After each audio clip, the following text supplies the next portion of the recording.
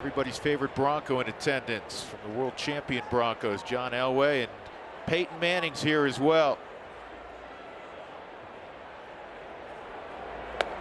Pitch is high and away. John comes quite a bit during the summer. Yes, he does. And of course, all of you know, John was a heck of a baseball player also. Drafted by the Yankees, played in the Penn League with Oneonta that summer. That's a good start to the inning. The Rockies with DJ, and see if he's going to stretch it. He will. He'll end up with a double. Because of where John Jay was playing, he was all the way over in right center field. Because again, DJ hit so many balls to right field, it turns into a ground ball double for LeMahieu, who's hitting like 8,000 right now. Yeah, and you know this when you're in the box. You realize where everybody's playing, but look at all this area right out here once that ball goes there, because John Jay is playing so far into right center field. Actually, the guy closest maybe was Melvin Upton Jr., but Jay was so fast to get over there. Upton was closer when that play started, but still smart from DJ to leg it out to get to second base. Russin shows bunt and then pulls it back. And remember, Russin can really swing it. Last year against the Cardinals, hit the home run to right field. Is that off of Martinez, I believe? The hard-throwing pitcher for St. Louis. It's too cold. Battery of signs a moment ago. See if they put the bunt on here. Chris pinch hit in spring training a couple times. He's swinging, and he does the job. And that's just the confidence that Walt has in Russin's ability to swing the bat. Because, you know, they're down 4 here. He finds a hole, which is entirely possible. Now he drives in the run. You have traffic. He trusted him to get the man over on his own by swinging the bat. And you saw it even after that first one he fouled off. He didn't go, well, let's put the bunt on. No, I still trust that he'll get the guy over to third base when his at bat was done. Now, this is going to be this is key. You get at least one back this inning. Get some momentum back into your dugout. Yep, absolutely. Ray's got some swings and misses on fastballs up in the zone. Now we know he's missed quite a bit up in the zone also, because he's walked. It's the most inviting pitch for a hitter, but also the one that's the most frustrating, because most of the time you don't reach it. You can't get on top of it and make solid contact. Out of play. 0-2. He's walked 4 in the game. The Rockies have 4 hits. DJ's got 2 of them.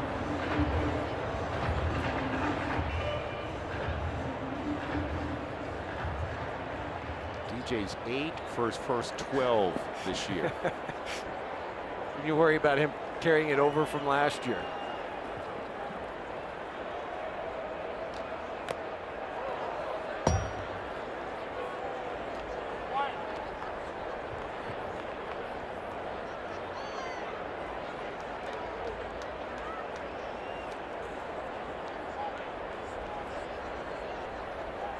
Go ahead, Charlie. They're giving you this RBI. Just get it in play. The infield is back.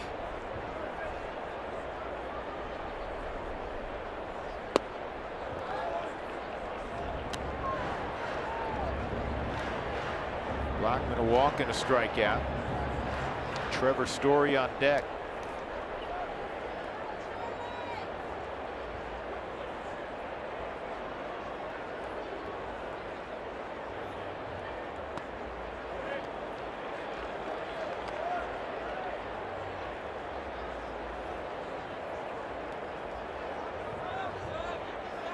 Derek Norris had called for a curveball on the last pitch, and Colin Ray said, I don't want to throw that. You got 2 choices, either the fastball or the split. And it's going to drop, base hit. I didn't know if it was going to hold up, and Upton was going to make the catch. It was going to score DJ either way. Nice at bat from Blackman, and it's 6-3. Man, he was in a ditch. 0-2. That was a high quality at bat from Chuck Nasty.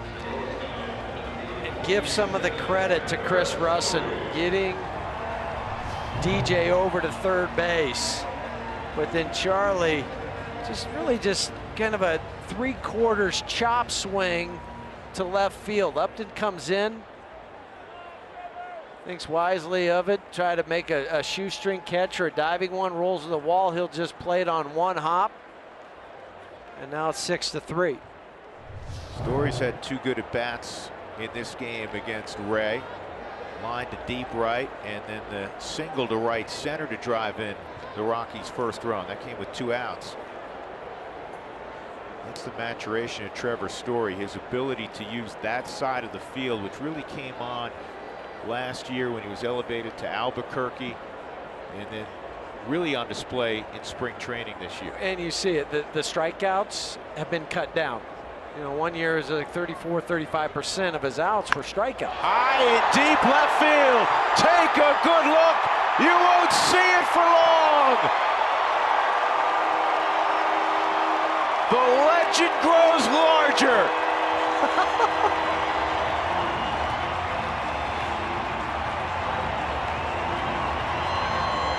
Well, here at Coors Field, they have a big kaboom sign out on the scoreboard, and that's what it was. Gerardo Parra again, one of the first guys out of the dugout. You know my first question for Trevor later? He ever hit 5 home runs in 4 games at any level? Just like that, it's a 1-run game. And Trevor Story, he's not going to be able to walk down Broadway here in Denver without being hounded. You know, baseball players are superstitious. You're worried. Well, did you give the batting gloves and the helmet to the Hall of Fame? Is that going to affect you? No, he said, I'm going to keep the bat so I can hit another home run. And he knocks out Colin Ray. 3 RBI day for Trevor Story. He hits well in Phoenix. He hits pretty good in Denver also.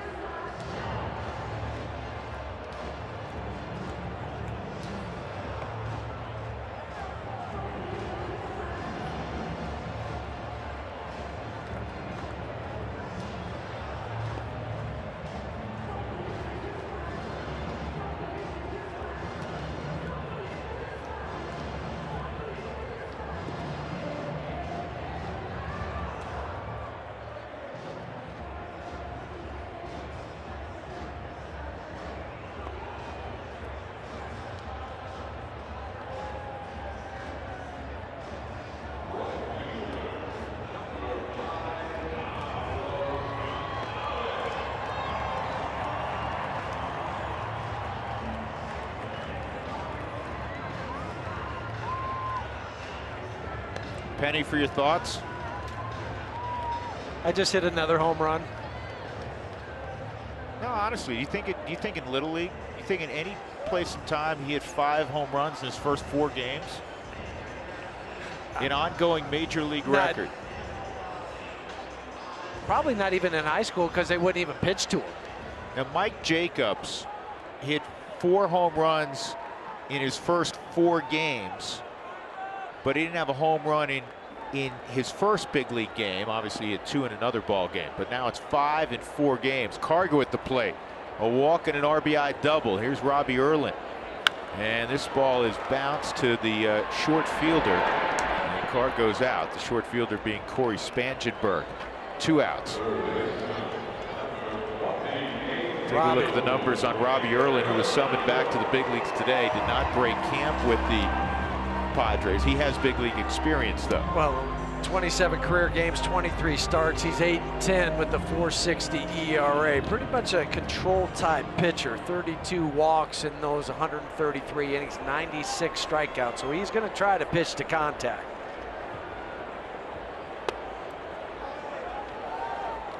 See if Nolan can get the Rockies back square in this game.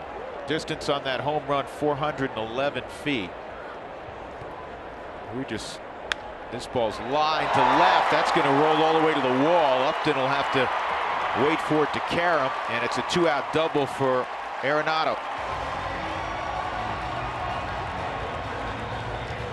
So we were just discussing this during the commercial break. As you watch Trevor Story hit the home run, he ain't hitting wall scrapers. He is not. The three of the home runs he hit down in Arizona, 439, 433, 433. This one was 411 feet on a 79-mile-an-hour curveball. And this is key. We've seen him take a heater out opening day as Parra steps in. He took a heater out against Zach Greinke. Then he took a slider out against Greinke. He took a slider out against Shelby Miller.